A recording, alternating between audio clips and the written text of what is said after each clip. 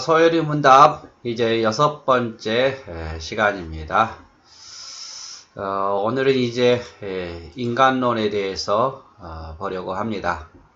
우리는 조직신학 7과목 중에 벌써 2과목을 눈 깜짝할 사이에 다 맞춰버렸습니다. 첫 번째가 서론이고 두 번째가 실론이었죠.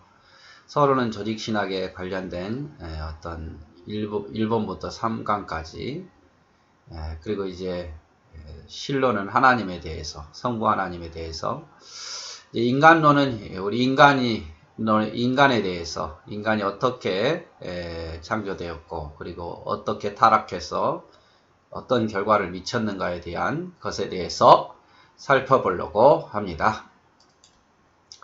자, 인간론을 한번 살펴볼까요? 자, 13번 질문이죠. 우리 시조가 아담과 하와가 창조함을 받은 본 그대로 지위를 유지했는가 이 말이죠. 아담과 하와가 하나님께 창조함을 받았는데 그 지위를 유지했는가. 자, 아담과 하와 우리 시조가 임의대로 자유함을 인하여, 하나님께서 자유함을 주셨죠. 자유함을 인하여 하나님께 죄를 범함으로 창조함을 받은 본주의에서 어떻게 됐습니까? 타락하게 됐다 그 말이죠. 그 하나님의 주신 이 자유함을 죄를 짓는 데 사용해 가지고 사람이 그 원래 지위에서 타락해 버렸다라고 답을 합니다. 그래서 아담의 타락을 보면 아담은 하나님과 맺은 언약을 순종하지 않았습니다. 자발적으로 순종할 수 있는 자유의지를 하나님이 주셨는데 그 자유의지를 가지고 고의로 불순종했다. 하나님께서는요, 사람을 기계처럼, 로봇처럼 만들지 않았어요. 생각할 수 있는, 그리고 판단할 수 있는 자유의지를 주셨는데 그 자유의지를 가지고 하나님께 순종했으면 얼마나 좋겠습니까? 여러분, 로봇이 청소한다고 해서 로봇을 이쁘게 보지 않잖아요. 그런데 청소할 수도 있고 안 할 수도 있는데 만약에 청소를 한다면 그게 더 사랑스럽게 보이고 더 기쁨이 되지 않습니까? 마찬가지입니다. 하나님께서는 우리를 로봇처럼 프로그램에 의해서 만든 것이 아니라 이 자유의지를 줬는데 이 자유의지 가지고 하나님께 순종했다면 더 기뻐하셨을 텐데 이 자유의지를 가지고 오히려 불순종하는데 사용하더라 그 말이죠.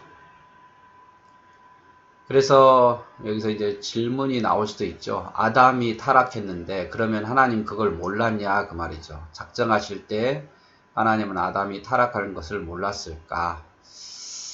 하나님 모르는 게 없지요. 다 알고 계시죠. 아담의 타락까지도 아마 알고 계셨으리라고 생각합니다. 에베소서 1장 11절에 근거를 해서. 그러면 하나님 왜 아담을 만드셨을까? 그러나 분명한 사실은 하나님은 죄를 조성하신 분이 아니에요. 하나님은 일부러 죄를 조성하신 분이 야고보서 1장 13절에 아니다 그 말이에요. 그러면 무엇이 문제입니까? 아담의 이 자유의지를 하나님 앞에 불순종하는 데 사용했다 그 말이에요. 하나님은 아담이 순종하기를 원하셨어요.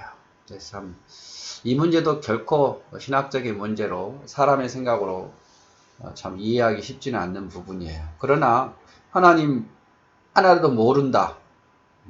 그것도 문제고, 그 다음에 하나님이 마치 죄의 조성자라고 말하는 것도 문제예요. 그래서 우리는 그렇게밖에 설명을 할 수 없어요. 하나님은 모든 걸 다 작정하실 때 알고 계셨다. 그리고 분명한 것은 하나님은 죄를 조성하신 분은 아니다. 그 외에는 어떻게 설명하기가 참 어렵습니다. 알고도 왜 하나님은 아담과 하와를 창조하셨을까? 그건 하나님만이 아실 수 있는 거지요. 우리가 이해할 수 없는 부분이지만 하나님은 더 선한 뜻을 가지고 분명히 어떤 의도를 가지고 하셨을 텐데 인간이 그런 자유의지를 죄짓는 데 사용했다 그 말이에요. 창세기 3장 6절 8절에 보니까 여자가 그 나무를 본즉 먹음직도 하고 보암직도 하고 지혜롭게 할 만큼 탐스럽게도 한 나무인지라 여자가 그 실과를 따먹고 자기와 함께한 남편에게도 주매 그도 먹은지라. 이에 그들이 눈이 밝아 자기들의 몸이 벗은 줄로 알고 무화과 나무 잎을 엮어 치마를 하였더라. 그들이 날이 서늘할 때에 동산에 거하시는 여호와 하나님의 음성을 듣고 아담과 그 아내가 여호와 하나님의 낯을 피하여 동산 나무 사이에 숨었더라. 로마서 5장 12절. 이러므로 한 사람으로 말미암아 죄가 세상에 들어오고 이 죄로 말미암아 사망이 왔나니 이와 같이 모든 사람이 죄를 지었으므로 사망이 모든 사람에게 이르게 되었다. 이렇게 평가하죠. 그래서 아담이 결국에는 하나님이 올려주신 모양과 형상을 죄를 지음으로 잃어버렸다. 그러면 죄가 도대체 뭔가? 죄는 하나님의 법을 순종함에 있어서 부족하다든지 아니면 하나님의 법을 어기는 것이 죄입니다. 성경에 말한 죄는 하나님의 법을 순종함이 좀 부족해요. 하나님 100을 요구했는데 90밖에 안 한 것도 죄고, 또 하나님이 하라 했는데 아니요라고 반대로 하는 것도 죄입니다. 죄의 정의, 일반적으로 생각할 때 죄는 어떤 것이냐? 사람들이 보통 생각하죠. 죄는 사람에게 해를 끼치는 행동이 또 생각이 바로 죄라고 생각해요. 사람에게 해를 끼치지 않으면 죄가 아니라고 말하죠. 법이 그렇지 않습니까? 아무리 생각으로 해도 그 사람에게 피해를 안 줬으면 그건 처벌의 대상이 아니에요. 일반적인 죄는 그래요.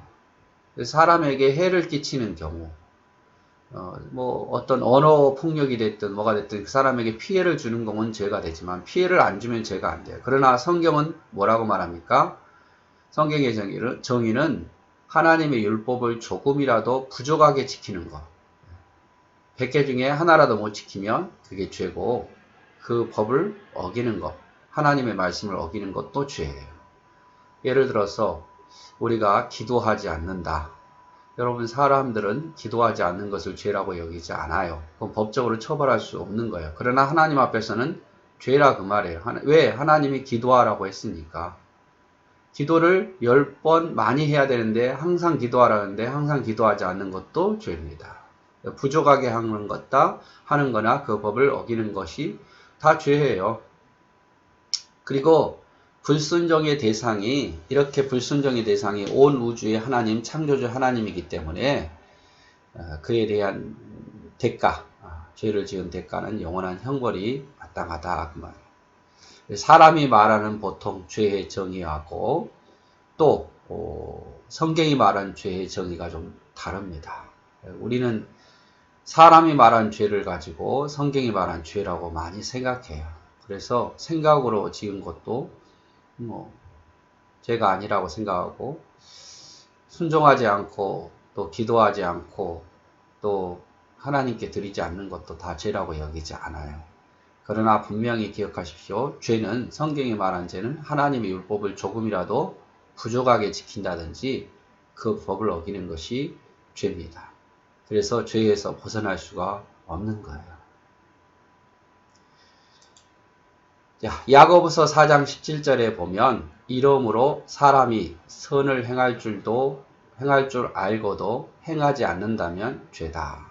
선을 행할 줄 알고도, 이 말이 무슨 말입니까? 이렇게 행해야겠구나 라는 사실을 알면서도 행하지 않는다면 그것이 죄입니다. 그래서 하나님 말씀을 깨달았으면 그 깨달은 것을 행하지 않는 것도 죄입니다. 레위기서 5장 17절 말씀에 만일 누구든지 여호와의 금령 중 하나를 부지 중에 범하여도 허물이라 벌을 당할 것이라. 금령 중 하나라도, 뭐 10계명 중에 그 하나라도 어긴다면 죄다 그 말이에요. 그래서 안 지키는 것도 죄지만 부족하게 지키는 것도 죄입니다. 그 다음에 이제 야고보서 넘어가 버렸네. 야고보서 2장 10절에 보면 누구든지 온 율법을 지키다가 그 하나에 거치면 모두 범한 자가 되느니라. 그래서 율법을 지키다가 하나만 못 지켜도 모두 범한 죄가 된다 그 말. 그래서 여러분, 죄 없는 사람이 있겠습니까? 다 어떻게 지키면 삽니까? 그래서 모든 사람은 죄를 짓습니다. 나중에 배우겠지만 아담과 하와로부터 이어온 원죄도 있고 스스로도 죄를 안 짓는 사람은 없어요. 법적으로야 죄를 안 지을 수 있겠지만 성경으로 비춰보면 죄를 안 짓는 사람이 없습니다. 그래서 모든 사람이 죄를 범하였음에 하나님의 영광에 이르지 못한다. 그래서 정직하게 산다고 죄가 없는 게 아니에요. 나쁜 짓을 안 한다고 해서 죄가 없는 것도 아니고 우리는 늘 죄를 짓잖아요. 기도하지 않는 것도 죄고 순종하지 않는 것도 죄고 충성하지 않는 것도 죄예요. 그 중에 하나라도 지키지 않는 것도 죄고. 그래서 여러분 날마다 우리가 하나님 앞에 섰을 때는 우리가 의인이지만 늘 죄인임을 고백하면서 한 걸음 한 걸음 더 믿음 안에 살아야 되지 않을까 싶습니다. 반밖에 못했는데 시간이 벌써 10분이 넘었는데요. 오늘 여기까지만 하고 다음 시간에 인간론을 또 보도록 하겠습니다. 네, 감사하고 사랑하고 축복합니다.